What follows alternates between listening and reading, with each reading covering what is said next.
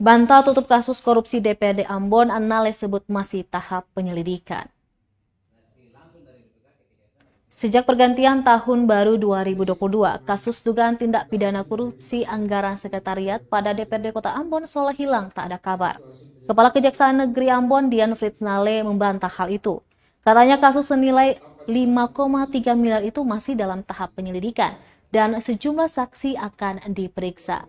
Nale merincikan sejak awal penyelidikan, tim penyidik Kejari Ambon telah memeriksa sebanyak 38 anggota DPRD Kota Ambon. Juga aparatur sipil negara di lingkup pemerintah Kota Ambon sebanyak 40 orang dan 3 orang lainnya adalah pihak swasta. Nale menambahkan akan melakukan ekspos bersama Kejaksaan Tinggi Maluku setelah mengumpulkan keterangan dan data yang akurat.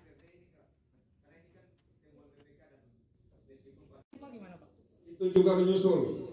Ya, dalam bulan ini juga ada yang berkaitan yang Tulehu juga kan.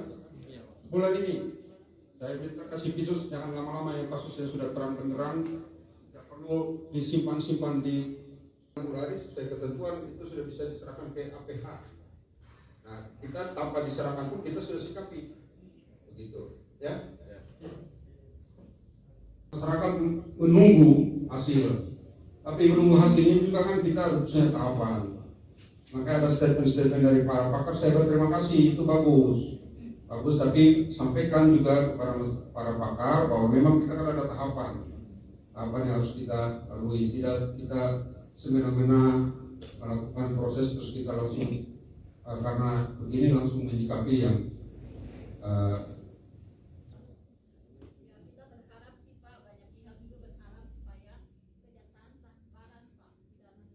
ini bagian dari transparansi kami. Terima kasih sudah nonton. Jangan lupa like, subscribe, dan share ya.